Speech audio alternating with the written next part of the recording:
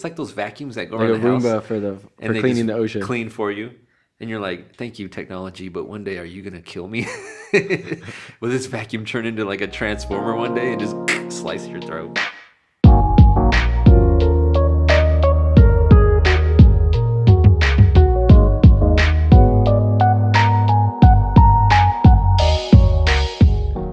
We did get off topic. Well, let me get back to it. Yeah, pull those notes up. How do you get the notes to stay open? Bring your computer. Hey, that's a good idea, Mr. Sarcastic. The best I could come up with, bro. I'm an iPhone guy, bud. Okay, so how do you stay afloat when you feel like your ship is sinking? Your ship meaning life. First, I was going to talk about having a good support system, and I know that I've made some changes in my support group for the better. In my opinion, I know that you have a good support system, and I've seen that firsthand. But I think having a good support group, people that are going to push you, motivate you, and navigate you down a path you want to be, and then also confirm that what you're thinking, what you're doing, if you're wanting to be on that level of positivity, of no negativity to hold you down, no resistance, then they're going to promote that. They're going to get on the same board with you, like-minded individuals, right, to keep you out of a toxic relationship. That was my main thought about it at first, because if you are going through a situation where you're like, oh man, I'm freaking drowning here, whether it be job related, family related, girlfriend, boyfriend related, family dynamic related, parents, brothers, sisters, whoever, whatever it may be, you may be going through a injury or anything, then if you don't have a good support group around you, you're going to drown, right? You can't always pick yourself up out of a hole. Yeah, dig yourself I feel up out it. of a hole. I mean, you always need to try, but I think it can be hard because you can get to points where, like, you really don't have that support system, or the people around you they're not. All they do is bring you down because they've got that negative outlook on stuff. So I wonder. I kind of wanted to pick your brain on when you're in that situation, because you said you just recently kind of did it. How do you start surrounding yourself by people, especially at our age, dude? I mean, I'm 30. You're what, 45? Hey, sometimes I feel like it. 36. You don't really this meet year. many new people, you know? You don't. And okay, so this was a good thing. I had this thought yesterday, and it goes back to something a teacher told me in high school. And he said, like, look to your left, look to your right. You know, half of these people in this classroom will be dead by the time you're 30. I don't know. That sounds a little no, but drastic. Like, but then I started thinking, and I go, dude, like, and then he said half of these people, more than half, you won't even know in 20 years, which is true. Yeah. And then other than like the Facebook, Instagram, social media, you would probably never have that connection again. But then you start to reconnect. Oh, I found my old friend from junior high, even though that we never had an idea to stay in touch. Yeah. Maybe that was for some reason unbeknownst to me. Like, oh, we just never decided to stay in touch, but now I'm going to search for that guy, right?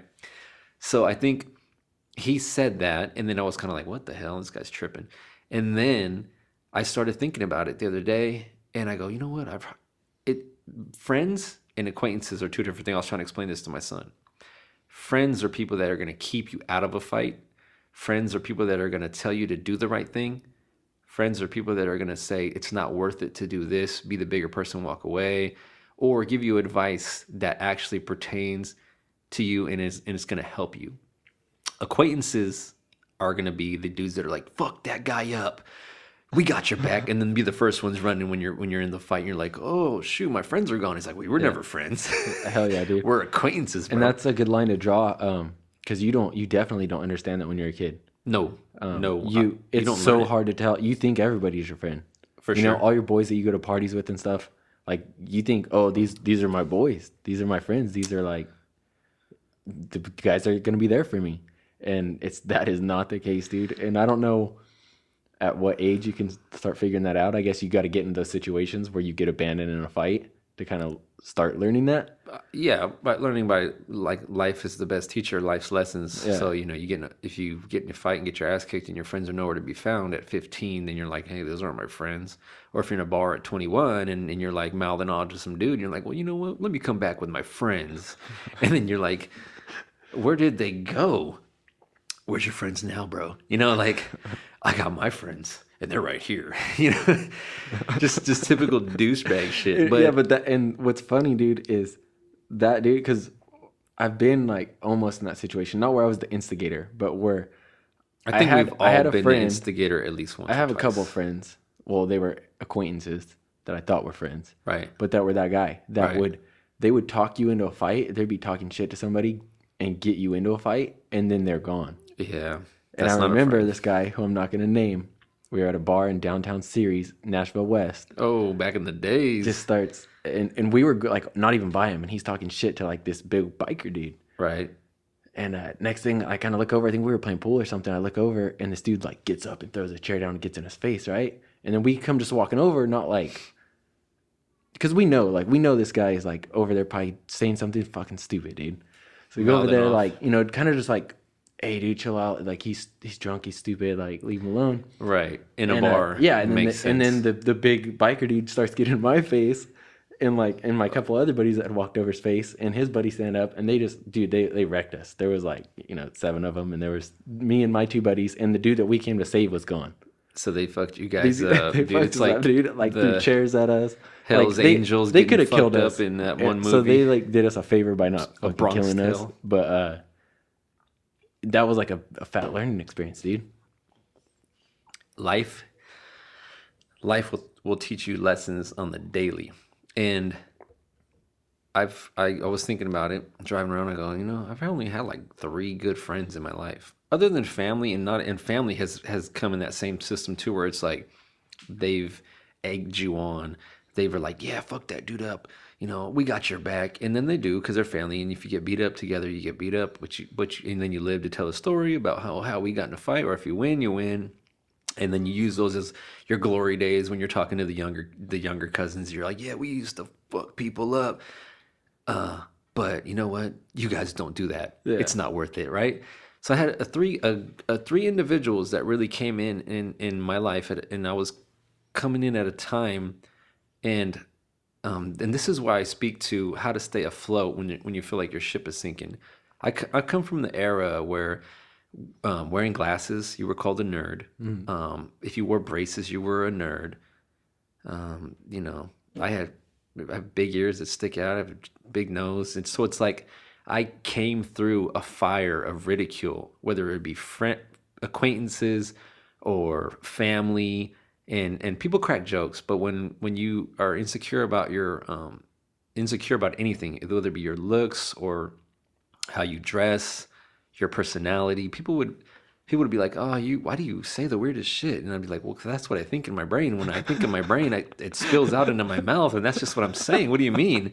It's like I'm not trying to say stuff that's outlandish, because I go, this is just what pops up in my brain. Yeah. And Well, that's all the stuff that I feel like as a kid, you're almost taught to suppress it, oh, I mean, we preach, that's in my second do thought. what you want to do and like be unique and do all this stuff, but do all that within the confines of these rules right here.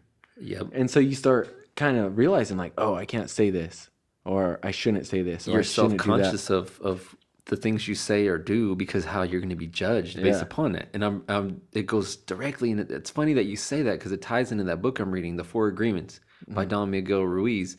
And that was one of the things he's Nice saying plug, today. by the way. Huh? Nice plug. I know, right? Hey, if we get any royalties off of this?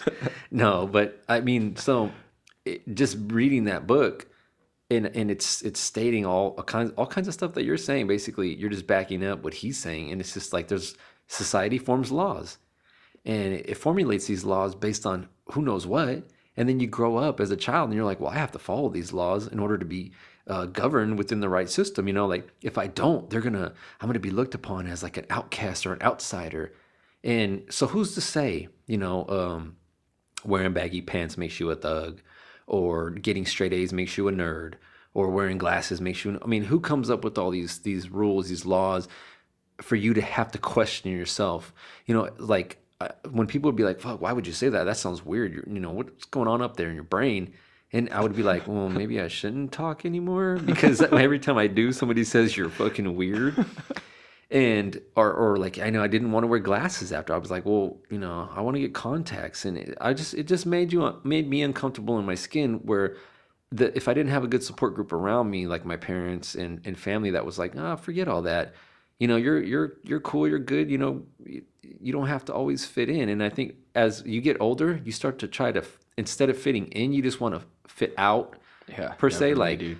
I want to be in my own lane, and not because you just want to break from and be so different that everybody's like you're unique. It's just that you want to be who you are. Yeah, You you want want to to be get back to comfortable in being your yourself. skin, right? Yeah. So it's crazy because the pressure of society of saying, you know, this if you go to school and you go to college for 4 years and then you graduate and you get a degree, you know, that's the way to live your life, and then you can become an accountant or something, right?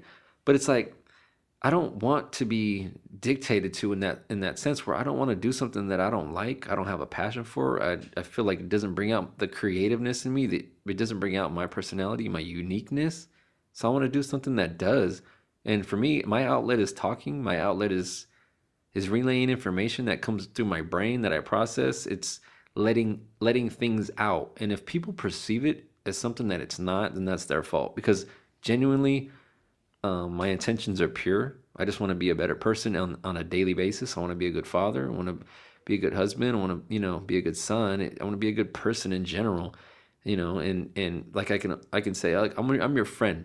Okay. Cause what I'm going to do for you is I'm going to give you, things that are going to feed you in a positive way. If you want to talk to me about a book you're reading, if you want to talk to me about something that's going on, I'm going to obviously do my best to give you the best information for you to make the best decision if you need my help.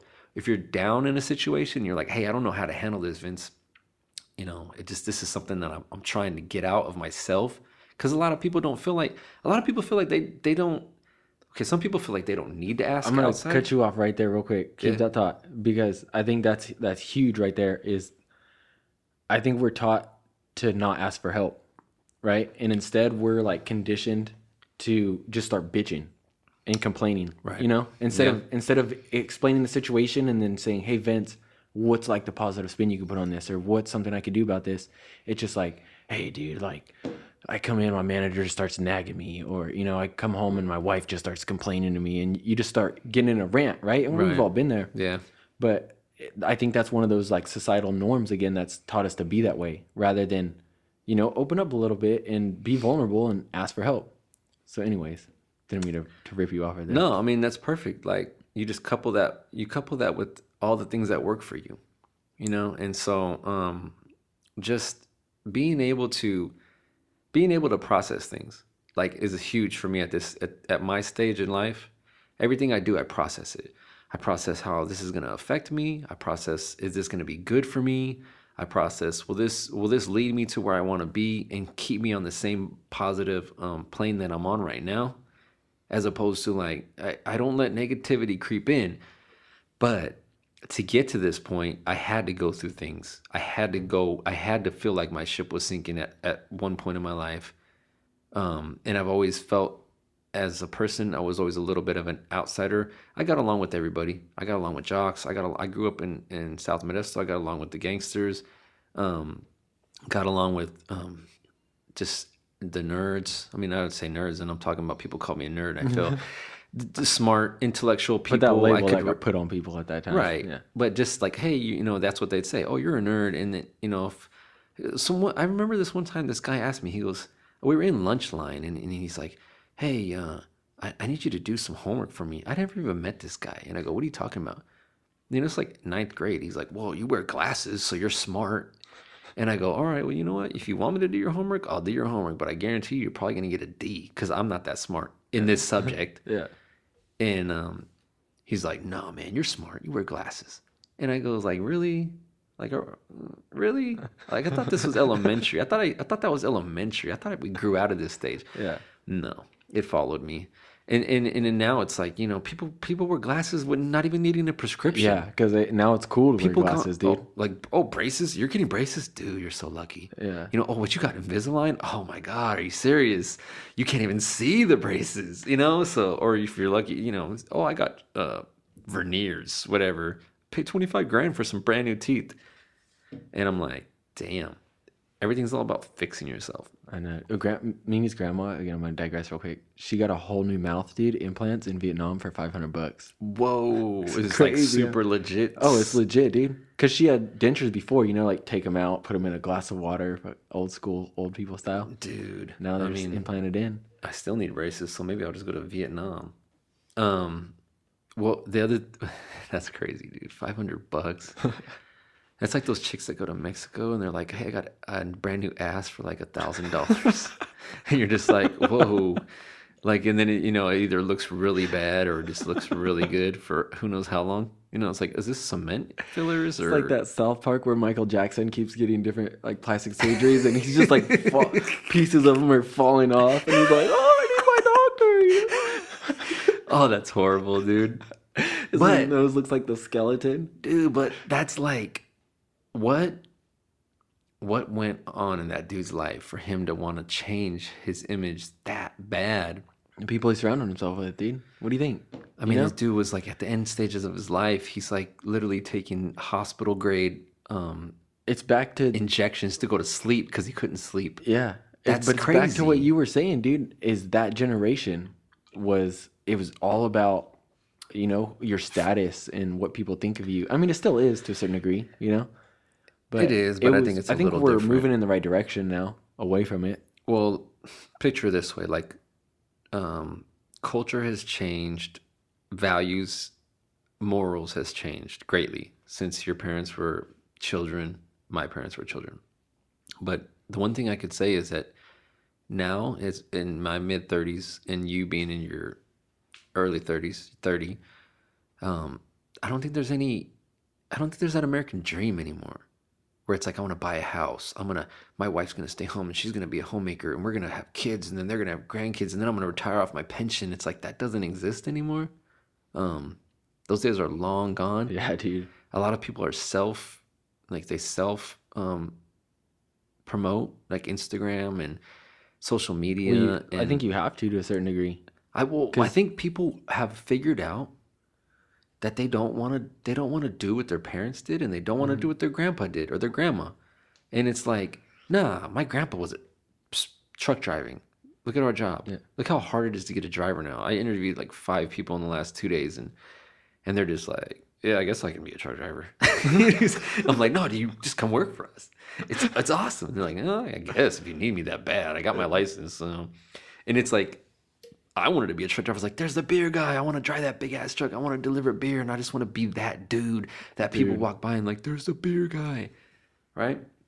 I remember that. I remember that feeling. Just, I don't know, dude. It felt so badass that first day that you trained me at Bud, dude, to be like behind the wheel, dude. Oh yeah, Freaking air brakes when I you know. stop. Like It was it like is something. It felt cool, dude. I wanted my friends to see me driving the truck. Yeah. Yeah, that's long gone now, dude. I know, but what do you think that stems from? Other than like me saying that I don't think people want to do that. They don't want to follow in their footsteps. They want to carve their own path, and the path to carve now is the quick way to success. I'm gonna start a YouTube channel. Well, part or of it, Instagram channel, and not that doesn't always work for everybody. Yeah. So what's your fallback plan? Because we've already got careers, and this is our toy. We're playing with this, and then if this goes somewhere, then great, because we could bring it to so many people and maybe help people. And have fun with it in the process. But like, we've already established ourselves as what we're gonna do and our career path, and so we have something to fall back on. But what are the kids that are 15, 16 that are just like, hey, I'm doing a YouTube tutorial and I dropped out of high school. yeah, but they found a way to succeed because the one thing that was cool about that job, not only just, oh yeah, it's cool you're driving the big truck and people see you and you're the beer guy, but it also used to be a job that paid better than pretty much anything else. Yeah, actually it was. Where yeah. now it's not. Well, I mean, it it just pays, hasn't it caught pays the up same as now much. it did 15 years ago. I know those guys are getting That's paid. crazy, dude. Or less even. Well, yeah, kind of. So that I If think that factors. There's in big. companies that do Yeah. that are paying way less for what we started out at like years ago, and which is, it's like people are like, no, I'm not gonna do that. Like, that's crazy. Yeah. But like, I think this one guy, I interviewed him, and I ended up hiring him, and he goes like, wow, you're starting me off like at $5 an hour more than Budweiser offered me. And I go, what did they offer you? And he told me. And in my head, I go, dude, that's what I made 13 years ago to start. Yeah. And I go, wow, how could they do that? How could they get away? And then I realized that they have a driver problem. You know, they can't keep drivers, and people leave because they constantly, once you do the job, you realize how highly underpaid you are. Yeah. You know, once you get in there and you're just like, whoa, this is crazy. I need to be paid a little bit more. And then there's the guys that have been there, they're doing it, and they do make a good amount of money. But you have to earn. I don't think everything's a shortcut now. Hey, I've been here 6 months, so like, when am I getting that promotion? When am I going to be your position? And I go, dude, it took me years to get here, and this is by hard work, and I put in my time. And where is that on your resume? Oh, well, you know what? I mean, why do I need all that? You know, why do I need to go through all that? Can't you just just usher me in there, and I could just learn as I go? It's not how it works, buddy. But we hella digressed again. I'm gonna cut that whole part out. Oh, really? I think so. Cause Nah, it's just talking about life. all right, I'll cut this part out then. All right. But yeah, back to So, anyways, back to the like cutting toxic out, and we went over that in the last podcast. But how did you get out of that dark part of your life?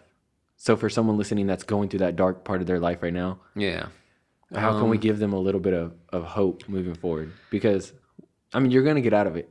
You know, 99% of people are gonna get out of it. Yeah. Okay. So here's an So if you're just looking at it from statistics, that's it. You know, but how?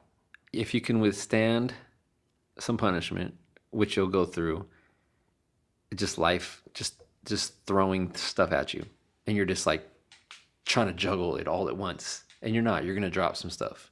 Okay, that's you're gonna drop the ball on life. Everybody will, unless you're like the luckiest man in the world, right? But for me, I had to learn based on experience. So there was a point where I was really unhappy with my job, and not this current job, but same business. And I was really unhappy. And every day I went to work, I kind of was like, I don't want to be here. From the moment I got up, I didn't want to be there. And then I started thinking, well, it's the job, right?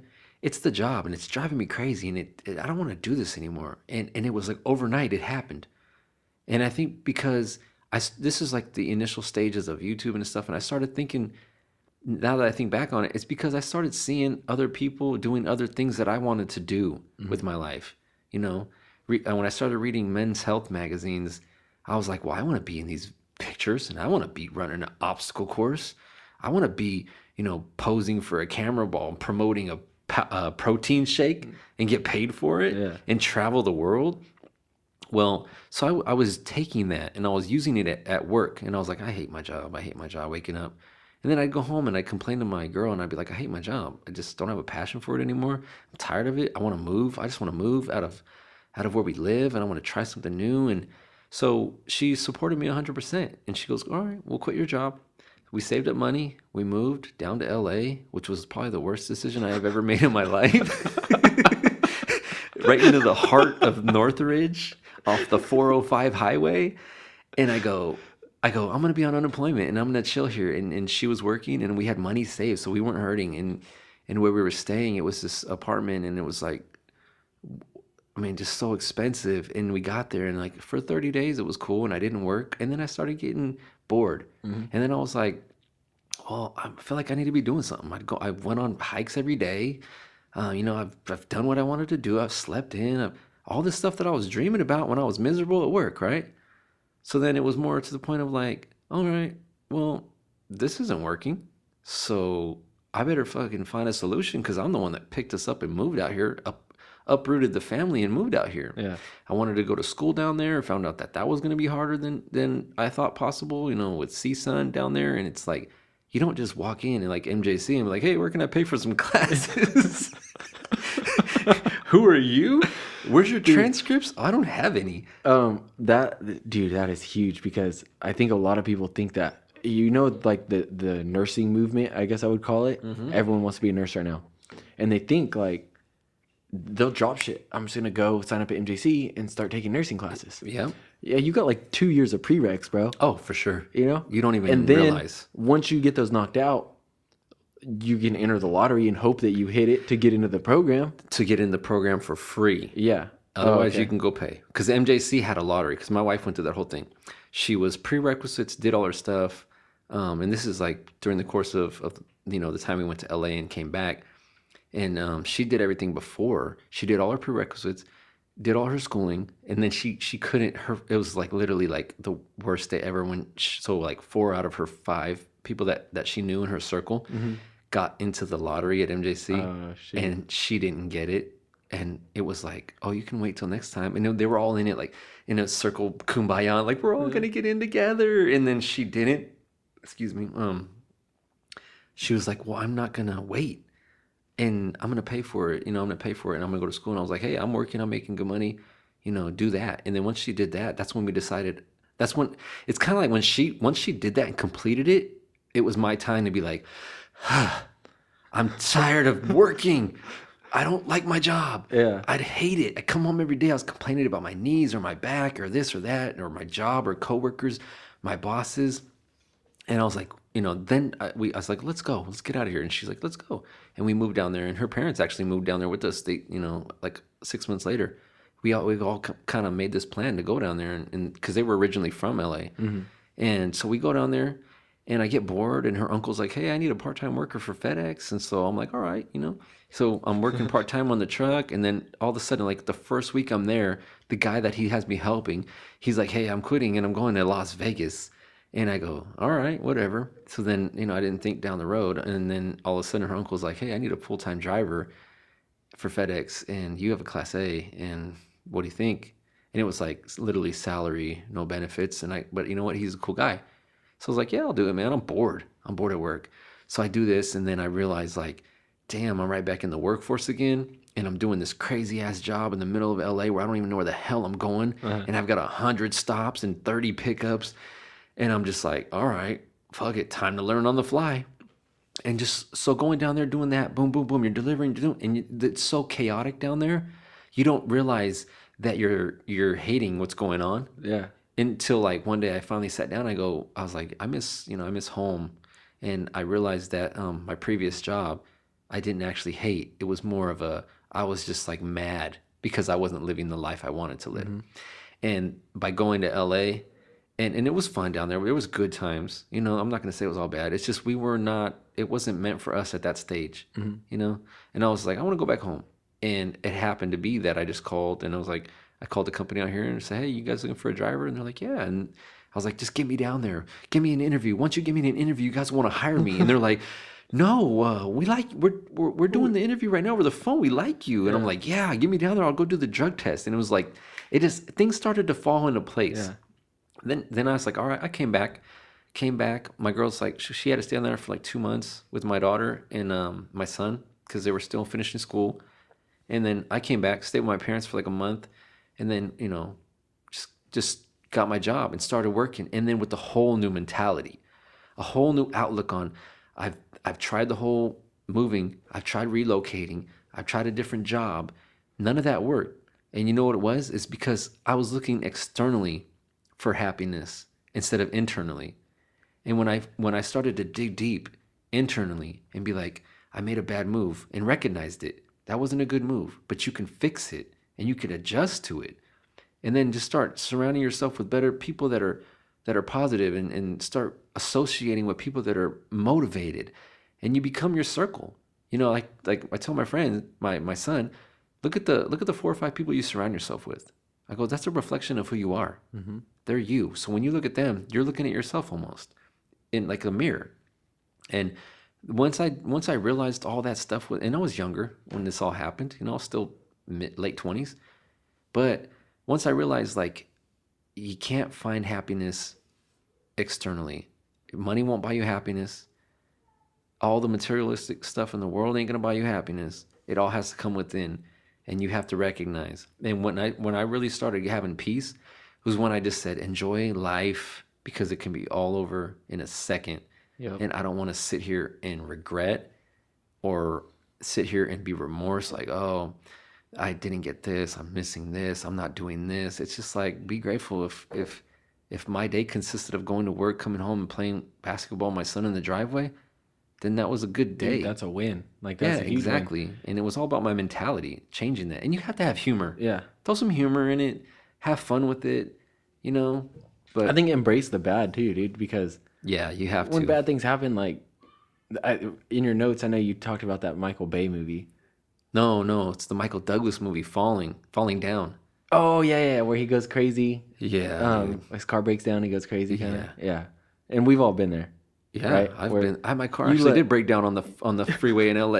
And I was like, And then you take it out on everybody else, yeah. which and again, I think it just falls back to keeping yourself busy, dude, because you were sitting there when you went through that, because I've gone through that exact same thing where it was just like I was angry to even leave my house because I thought that my job was making me so pissed off, right? Right. And I just blamed it, like I blamed it on the job. Yeah. This job sucks. You look for So I quit, reasons. you know, and same thing. I quit and I did something else, and then it was cool at first, right? It's a new thing. Yeah. And what happened was it was something new that I had to learn. So I was busy. My Yeah. brain was busy, being Yeah. challenged, right? Then I learned it, and I got back into that rut because same thing. You're checking social media. You're looking, oh, dude, these guys are having so much fun. Oh, that's so cool. Oh, I wish I was doing that. Well, then go out and do it, dude. Yeah. Like when you're talking about like those mud runs and Spartan races and stuff, I think you probably thought in your mind too, oh yeah, if I go to LA, these are going to be all down there. I'm going to be able to do these all the time. I'm like the gonna beaches go are there. hiking Yeah. all day and And go then to Santa Monica Pier. You probably didn't because you got busy working again, you know? And then when you came home, instead of, it's just like working out. Like you're talking about how you can walk into the garage and just be like, Yeah. maybe in 15 minutes, right? And we do that.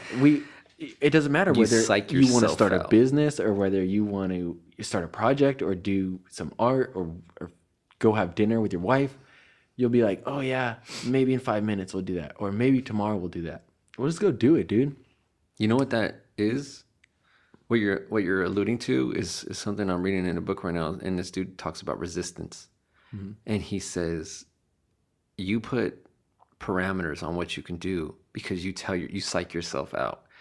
And you're like, well, I can do it tomorrow, or I can do it then, or I'm not going to do it because if I do it, then I'm going to be tired. And he says that's all pertains to resistance. And you're creating it, and you're letting it control you. And really, like you say, you got to get out and do. You got to get out because I thought about doing a podcast for 2 years, and I go, you know what, I want to do a podcast. That's something I want to do. I like talking to people. I like talking. I like hearing people's stories. I talk to everybody outside of here. You know, let's just record it and get to know people, and then put them out there on a platform. But it's like that resistance to not do it. It's me getting in my own head. It's people getting in their own heads. Oh, if I do that, it's gonna take this much time away from this, and it's like I was literally leaving the house, and my lady's like, "Hey, where you going? You know, you're not gonna eat or anything?" I'm like, "Oh, I'll drink a quick shake. I'm gonna go do a podcast with Kev." And she's like, "Oh, okay." She's like, "You just got home from work. You got a lot of things going on." And I go, "You know what? But it's things that I want to do." Yeah. And it's not something that's stressing me out.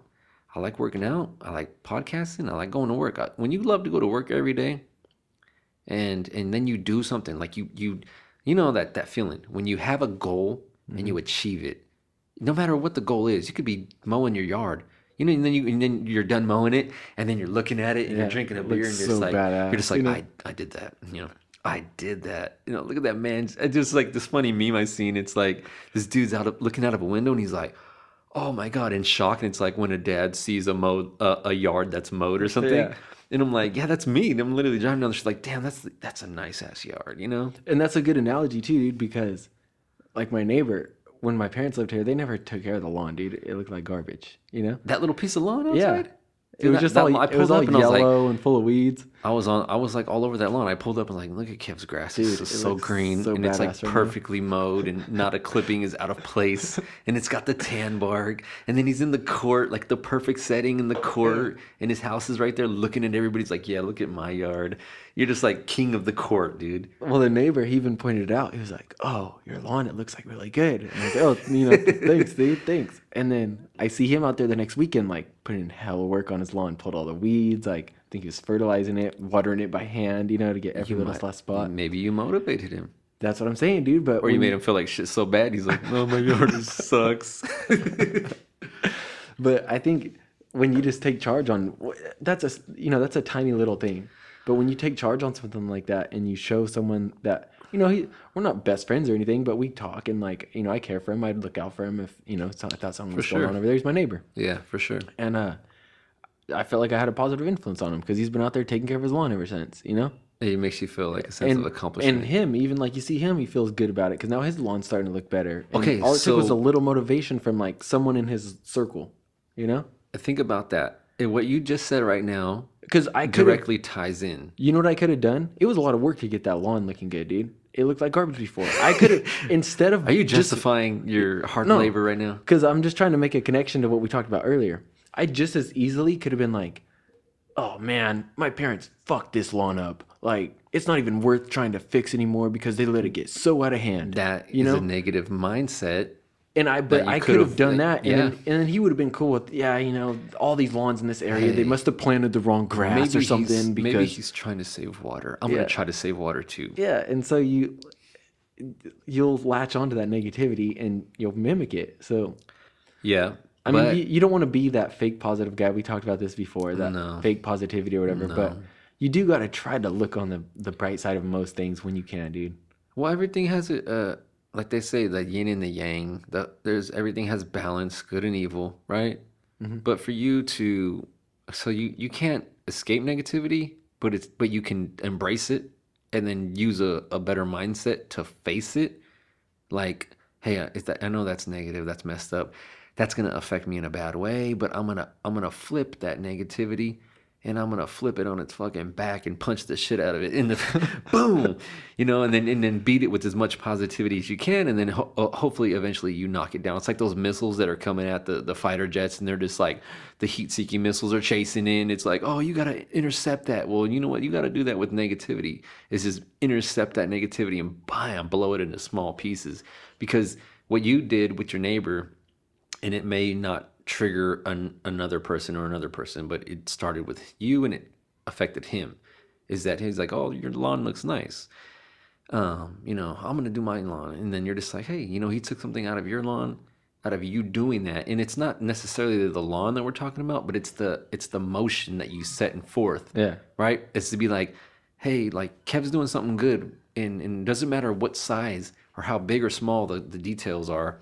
It's that you've done something and you've influenced somebody in a way that maybe helps them, maybe gets them out of a rut. Maybe he was down and didn't want to do his yards, and was like, I'm just gonna let it die. Looks out his window and sees the whole neighborhood, and he's just like, ugh. Yeah, it's just somebody that may be down on their luck, and that's why I say you got to have a sense of humor when you feel like the ship is sinking, because at the end of the day, there's nobody gonna fix it for you. Like I said, you can't look for it externally. It's got to be internally. You've got to find it in that inner peace within you. And it took a lot of books for me to read. It took a lot of self analysis for me to. I mean, the person that I have the best conversations with is myself, and that's just during driving to work. I don't listen to music or podcasts when I drive to work in the morning, because I want to start my day off on my own feet with my own motivation coming from me. And then, during the day, if you're driving around, you can hear it from a podcast. You can hear, I don't really listen to the radio anymore, but it's just like podcasting or sports radio, because those are all current. It's always evolving. Yeah. On the radio, you can hear the same songs over and over, unless you're playing a playlist from iTunes. But even then, it's the same songs that you have in your music library, right? So telling yourself you're gonna be, start off on the good foot. Get a good mentality, and then the people that come at you and don't want to be a part of that, then don't associate with those people, and don't feel like you have to. And if it's family, then don't feel like, you can have family and you just tell them straight up. You're like, we don't hang out, but doesn't mean we're not family. But at the same time, it's like, if you're not good for me, I'm not with you. Yep. And don't take it hard, because if I wasn't good for you and you distance yourself from me, and you told me that, then either I'd have to change my mentality, or change my perception on things, or say, okay, then deal with it. Oh, you're not chilling with me because I'm not good for you. Damn, that sucks. Because some people are gonna take it and just be like, fuck, you don't like who I am, then bounce. But really, what we're trying to do at the end of the day is just be better people.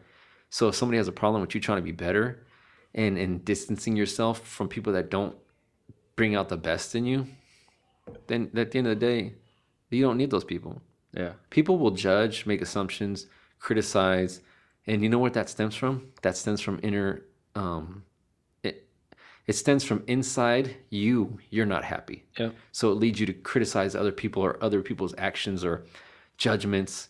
And you want and people to assumptions. feel like you're feeling, you know? For sure. That's when I would What, tell people misery all the loves time. company or whatever. Yes, You know? perfect. And that's why I think it's good to like you said, eliminating even just regular radio, talk show radio or whatever, because you mentioned this on the last podcast. When you can control the way you perceive a situation or what you think, why would you choose it to be negative? Why would you spin it You to know? be a when you control you can control the narrative Yep. of your And life. When I'm driving to work, I do the same thing. I don't have the radio on. I just think. I just think about whatever pops in my head, and I have a conversation with myself about it, talk through it.